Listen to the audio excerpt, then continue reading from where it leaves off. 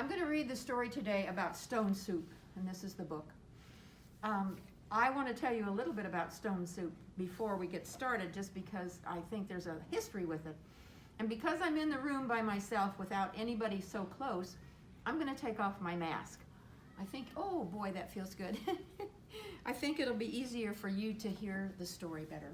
But I want to tell you a little bit about stone soup. That stone soup is a popular European folktale that has been told and retold for centuries. In the French version, the travelers are cast as soldiers, and the townspeople are fearful of being generous because of the ravages of war. In Sweden, the story features a tramp who teaches a stingy old woman generosity by using a nail to start a scrumptious nail broth. In the Russian version, an axe serves as the soup starter. Everywhere the tale is told, the plot ends with the optimistic realization that when each person makes a small contribution, the collective impact can be huge.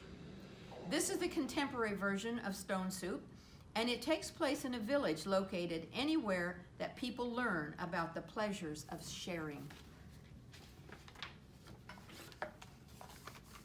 There was once a comfortable little village nestled in the mountains. The people who lived there had more than enough to keep themselves content. One day, two travelers came along. Their coats were tattered, their hats were torn, their dusty shoes had holes in their soles. Hungry and tired, one traveler said to the other, "Surely someone here can spare a bit of food."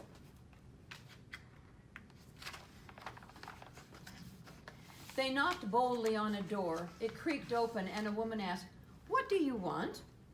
"Please," said one of the travelers, "we are hungry. Do you care? Will you share? Do you have any food?"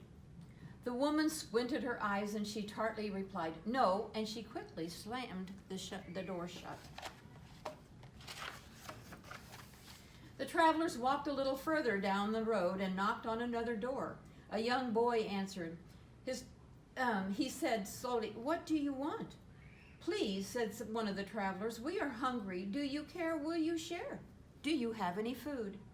The boy replied, "There is no food here," and he closed the door.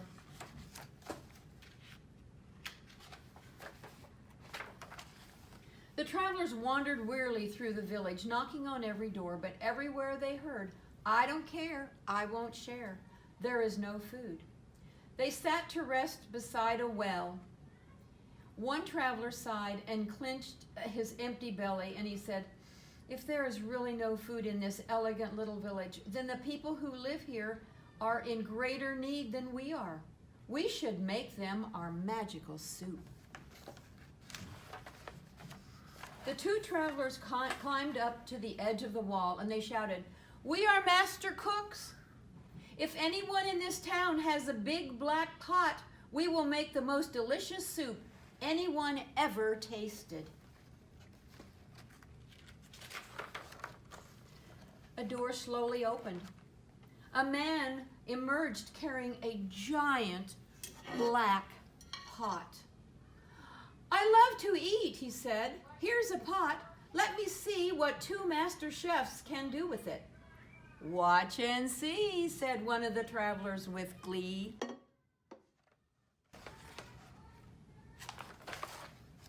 The travelers filled the pot with cold water, and they built a fire. Soon the flames licked the side of the pot, and bellows of steam rose into the air. Curious people began to gather. "What is happening?" the townspeople said. "Oh, we are making an unusual soup," said one of the travelers. "It requires a special magical ingredient. I am certain we will find it in this town." All the eyes in the crowd watched as one of the travelers reached down and picked up an ordinary stone. He tossed it into the pot with a splash. "We're making stone soup," he said. "It will be nutritious, delicious, incredible, and edible. But it would taste better." He paused and he sighed. "If only we had a carrot."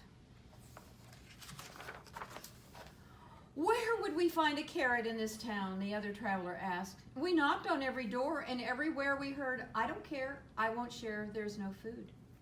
Then perhaps we cannot make this delicious soup after all." They both announced with a sad shrug of their shoulders, and they began to turn away.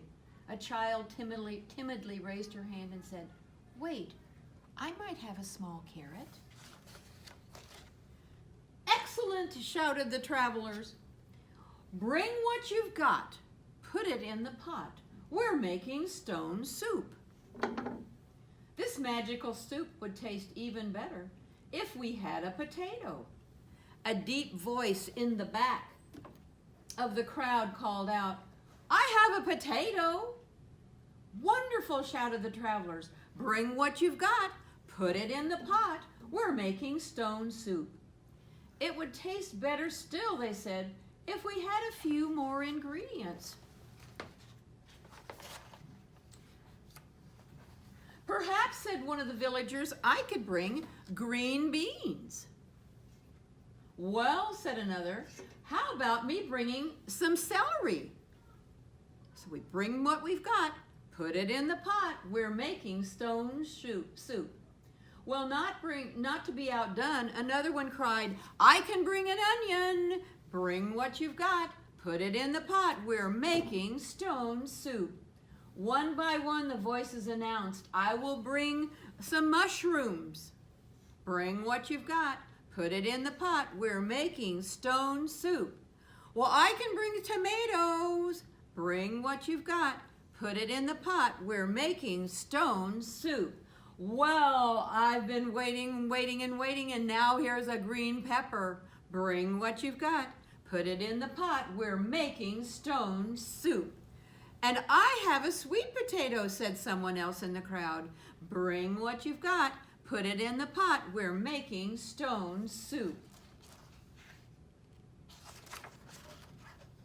Everyone in the town ran home to bring one small thing to put in the pot. Food flew through the air, and it landed with splashes in the growing soup. Soon the huge pot was full and simmering. A wonderful smell drifted through the air.